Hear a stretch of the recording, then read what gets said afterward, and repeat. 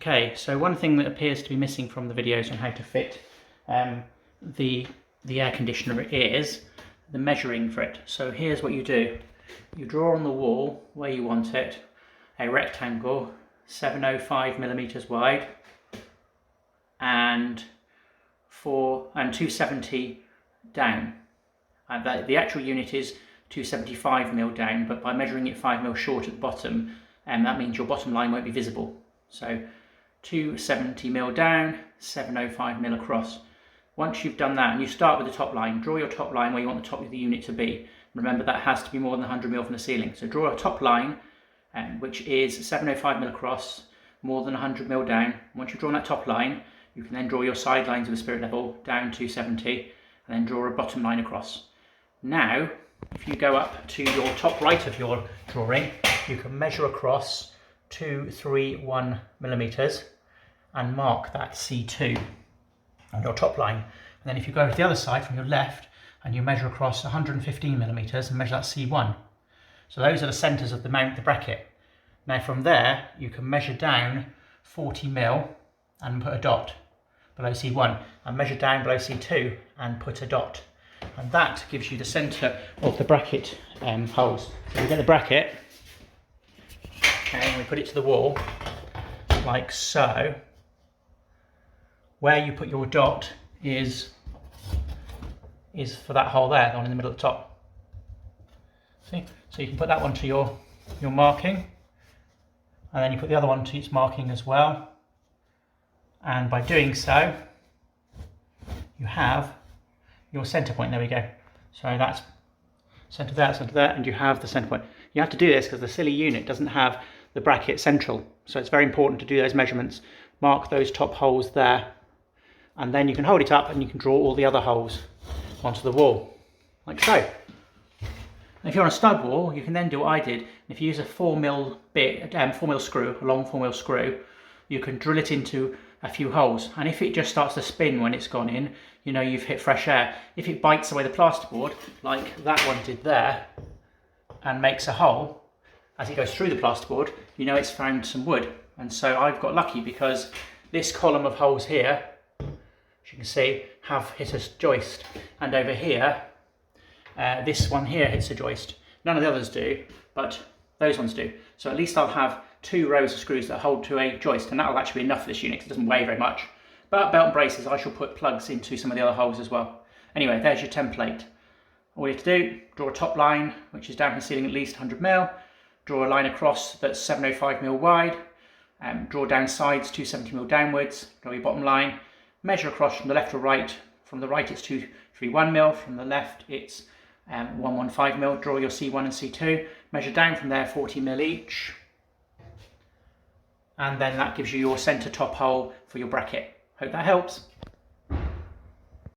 Okay, so as you can see, I have wall plugged some of the holes that went into fresh air, and I obviously haven't wall plugged the ones that are going to go into timber. So now it comes to screw it in. There we go, as you can see, it's got plenty of screws in now.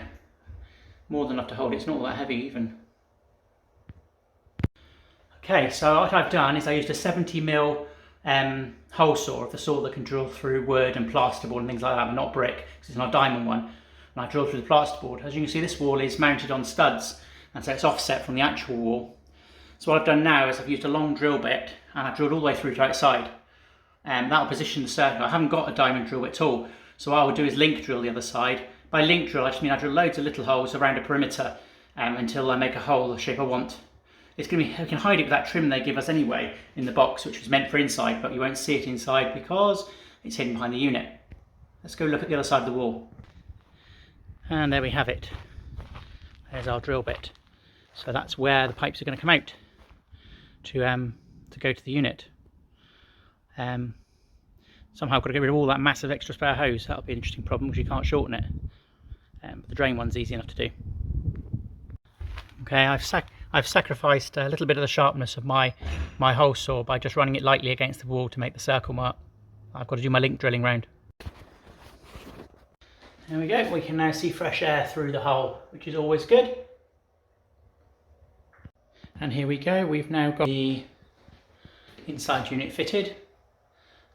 basically the wire, the secret to the wire, when you take that panel off inside there, you do all your electrical connections, the black cable goes through the back of the unit, and then you can actually fit it along underneath the white trim at the very bottom afterwards, after you've hung it. So you can hang it on the wall while you're getting all the blooming pipes through and stuff, and then afterwards you can mouse through your black cable from outside, which is what I did. And then I ran the black cable underneath that white trim just there, and then put it through there, wired it up, pushed the excess through to outside, and then clipped it down. And hey, I think it's one go at that, because I don't see how you'd ever unclip it again. So let's hope everything's good and it works. And outside, we've got the pipes coming out there. It's a shame they're so blooming long, really, isn't it? I think we'll at least have to have it that far along over here. I've put the indoor trim around there on the outside because I don't need it because it's behind the unit. Here we've got that white black signal and power wire. All the excess is this side. I'll either coil it up behind the unit or trim it down. As you can see, as they require the drain pipes at the bottom, so hopefully that'll work as it should. As we remember, these are pre-charged with nitrogen gas at the moment, so everything is already very dry inside them, which is great news.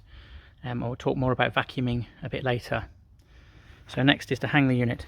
As I say, annoyingly, you get about 1 million miles worth of spare hose with the outside unit.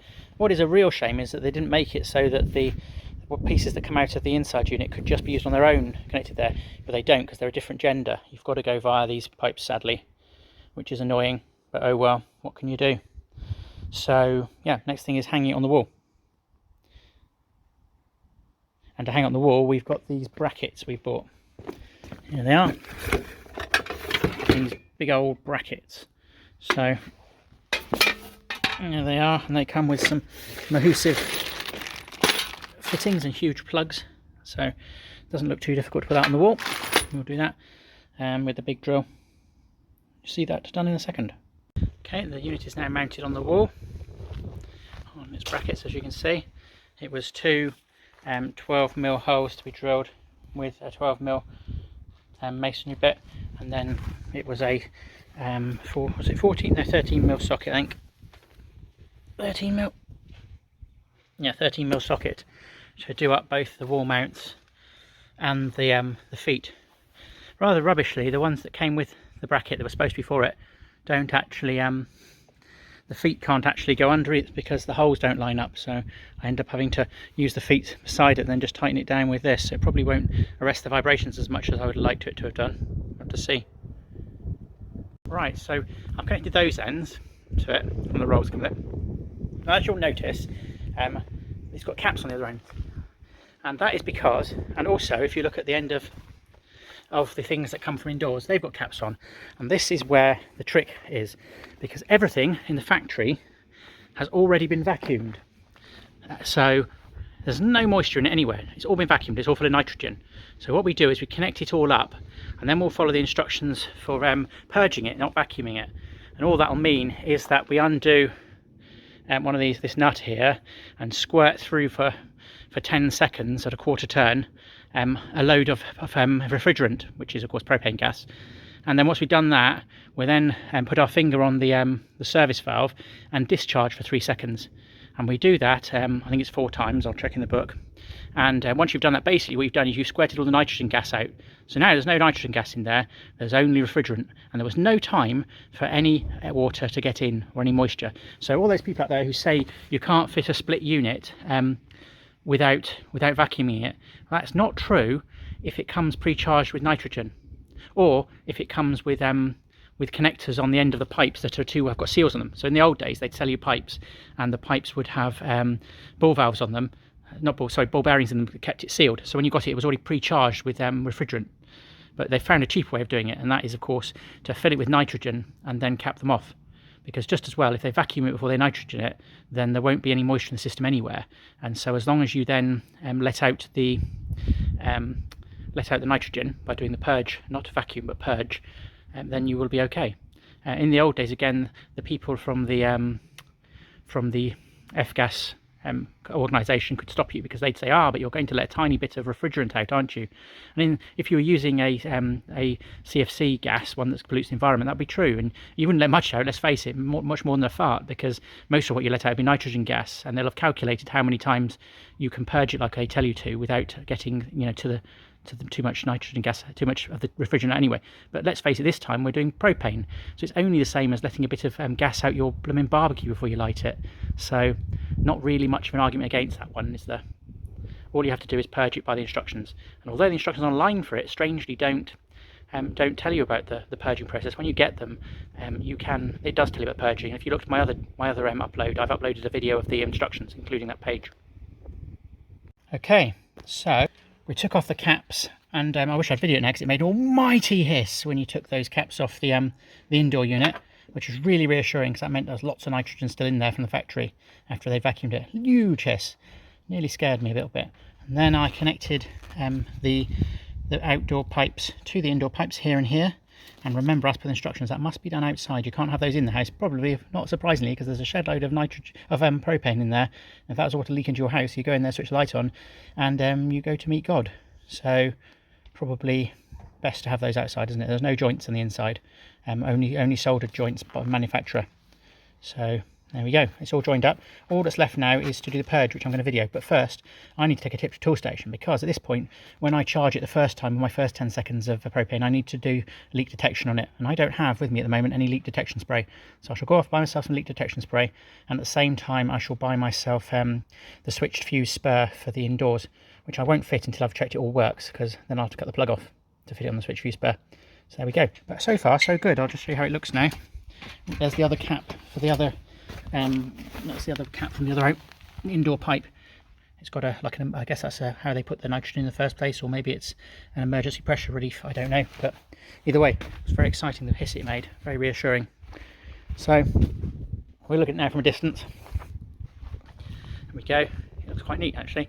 And they were right, you can hide the pipes behind it. So I've put them behind it at the moment like that. I need to wrap them all in tape, but I wanted to see where they would go first, and then I'll kind of tape them up. Difficult though it'll be, I'll tape them up around there, because at least I've kind of got them where I want them now. Right, so basically we're now going to do the purging. So if you look here in the instructions, okay, what we have to do is we've got it all connected up, we have to turn this one by a quarter turn for 10 seconds, and then we're going to go around with leak detection spray around all those joints on the two up there and check that they're not actually leaking. And then after that we then do another 10 seconds. I don't know why they've said to do it again, but 10 seconds there. Then we press that in for 3 seconds.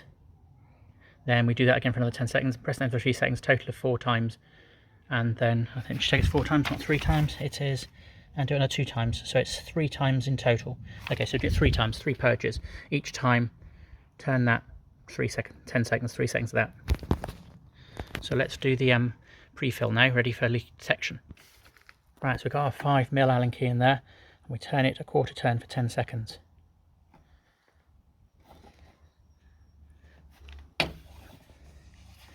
One, 2, 3, 4, 5, 6, 7, 8, 9, 10. Okay, now for the leak detection spray.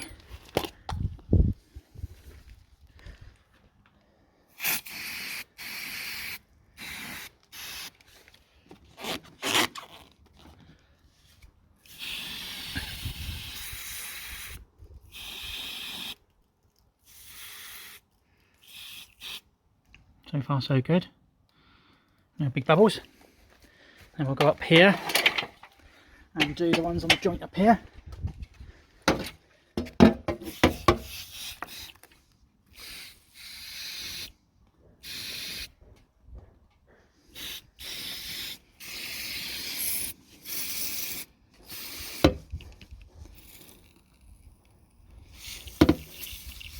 Okay.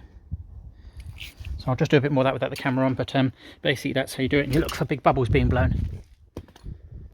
Okay, so we are good. We had no leaks with the leak detection spray after turning that quarter turn for 10 seconds.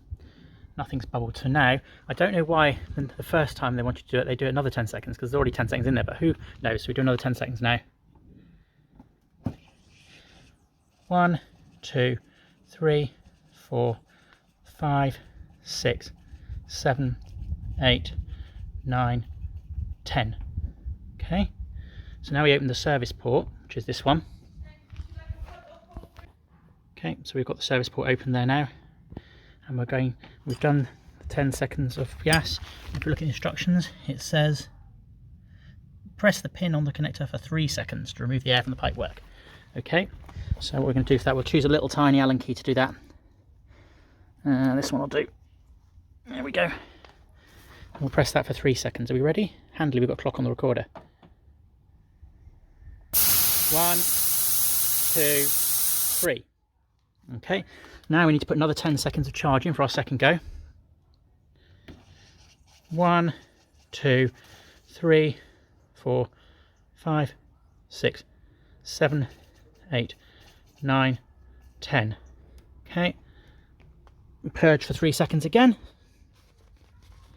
Ready?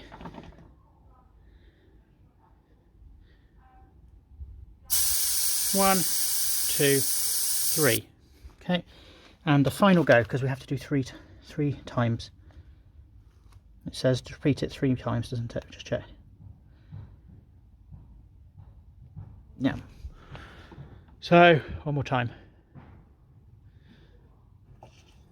1, 2, 3, 4, 5, 6, 7, 8, 9, 10. It says to wait a minute this time, so I'll wait a minute. Okay, last purging.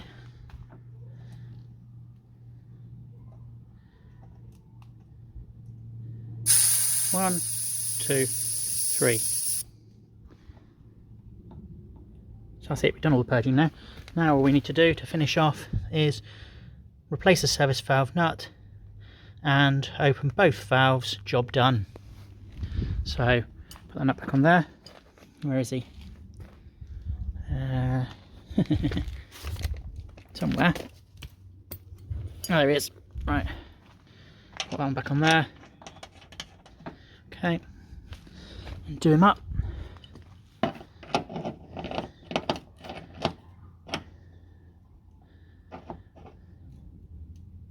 Yeah. Okay. I'm in both valves now, so I need to take off this protector for the valve here. There we go. And open them both to fill it with gas. Then we'll see if it works. So when I'm opening them, I open them all the way, and then I turn them back just a little bit, because otherwise if you do them taps all the way and leave them like that, they stick. So I turn it all the way and then back a little bit. So they're both open now. So everything is now gassed and we're ready to test it. Well, unfortunately, I got called out for an emergency customer repair, so I didn't actually get a chance to video it working, but it did. It worked really well, and so I'm very pleased with this job.